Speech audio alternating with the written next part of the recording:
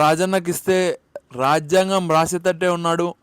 చూడండి ఎలా రాశాడో, మామూలుగా రాయడు అని చెప్పుకోవచ్చు.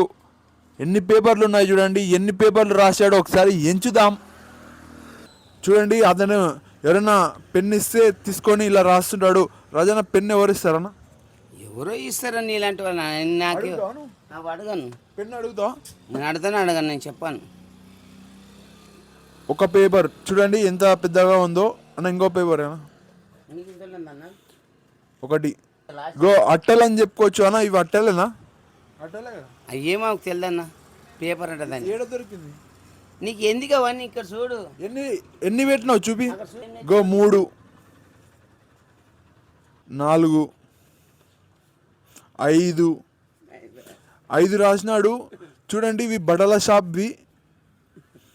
రాజన్న ఏందన్నా మళ్ళా ఎందుకు రాస్తున్నావు? మీ ఎందుకు గద్దాలు చేస్తున్నా పనులు? దొంగ పనులు చేస్తే గద్దాలు జిల్లంటే బంద్. ఎక్కడికి వెళ్తున్నావు అన్ను అని మీ గద్వాలు ఎందుకు వచ్చింది జిల్లా? మీరు ఎందుకు ఫార్మాలు చేస్తున్నారు? మీ పోలీసులు ఒక్కరే గద్వాల అన్న. సంచులు ఏమున్నాయన్న సంచులలో?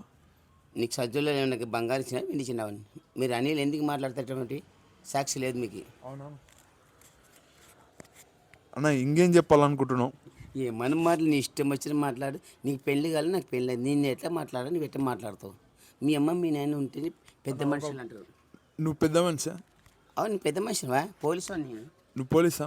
నేను పోలీస్ ఎస్ఐ ఆఫీసర్. ఇప్పుడు నీ డ్యూటీ ఎప్పుడన్నా? ఎక్కడ పోతావు? నా డ్యూటీ 13 ఏళ్ళు నష్టము. ఎన్ని పెళ్ళిళ్ళు చేసుకుని పిల్లలు కానీ పిల్లలు 5 సంవత్సరం పడిపోయి పిల్లలపై చదువుకొని 10వ తరగతి పిల్లలు ఎక్కడ పోయారు? 15 సార్లు. చూడండి ఇక్కడ స్కూల్స్ నమాజ్కి వెళ్ళారన్న కొందరు. నమాజ్ సౌండ్ వస్తుంది.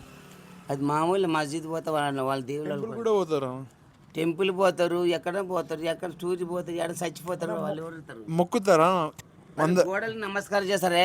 నమాజ్ అంటే గోడలు నమస్కారమే అంతే. సాయిబులు దేవాలయం పోతే ఏదో చెప్పాలనుకున్నావో చెప్పన్నా. గబ్బు మాటలు మాట్లాడద్దు. హలో, మీరు పెళ్లి చేసుకున్న పెళ్ళమ్మడు కొట్లాడతారు. నీకు తెలియదు. మీ నాయన మేము కొట్లాడిని చూసినావా?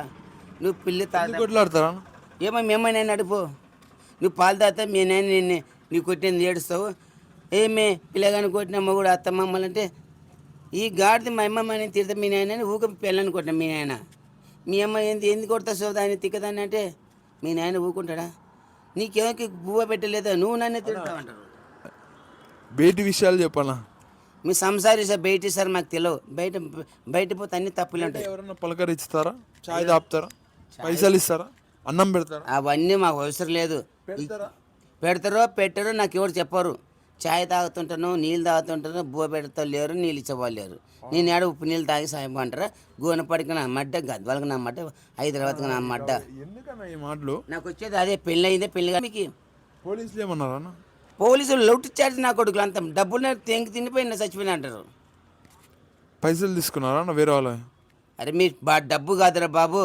మీ ఇంట్లో పెళ్లి జామ్ చేసుకుంటే మీ గద్వాల తాలూకా ఎన్ని సంవత్సరాలు పోరాడినారు? జిల్లా ఎందుకు లేదు? అన్ని బంద్. హైదరాబాద్ ఎన్ని జిల్లాలో ఛానల్ పెడితే చెప్పులు ఎప్పుడు కొన్నావు? కొనుక్కొచ్చిన 30,000.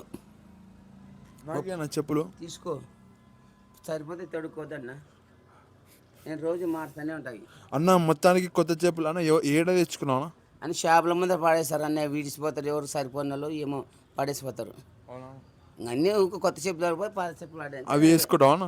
అవన్నీ దళిద్ర నా కొడుకులు ఎవడో ఎత్తుకుపోయినా 30 కోట్లు ఇంట్లో డబ్బులు పెట్టి 1,00,000 రూపాయలు 1,00,000. ఆ మార్ల బిడ్డలు ఎంజాయ్ కొడుకు ఎవరు అక్క అంటే అక్క కడప అనుకో డబ్బులు ఎత్తుకుపోయి ఈ జిల్లా చేయనీకు అని అవసరమా? అంటే మార్లవేళ్ళలో పనికి పోయింటే ఒక దానిలో ఉన్నావు, పండుకున్నావు, ఎత్తుకపోయినారా పైసలు? అట్టే కాదు, నేను మార్ల బిడ్డలో బఠాన్లు అమ్ముకుంటారా బాబా? నువ్వు నాకు బఠాన్లు అమ్మున్నావు?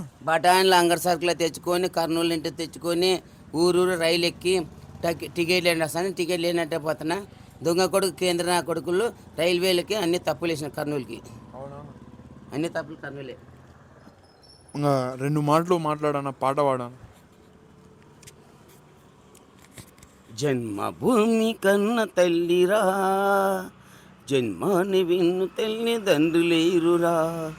నా తండ్రి నాకిచ్చిన బిడ్డలు, నాకిద్దరు బిడ్డల పెళ్ళి వద్దంటే సరిపోను పెళ్ళాము ఇద్దరు పిల్లలు ఎందుకని నన్ను పెళ్లి చేసుకొని దూరమైన పిల్ల తల్లిదండ్రులకును ఇద్దరు పిల్లల పేరేమిటి భార్య పేరేంటి మీయ జిల్లనా అనంతలోకము ఎవడో నన్ను విడిచిపెట్టిన కోటి పోలీసులు నన్ను కొట్టిన తప్పుల కోసం నన్ను కాకి వాళ్ళు అడుగుతున్నారు.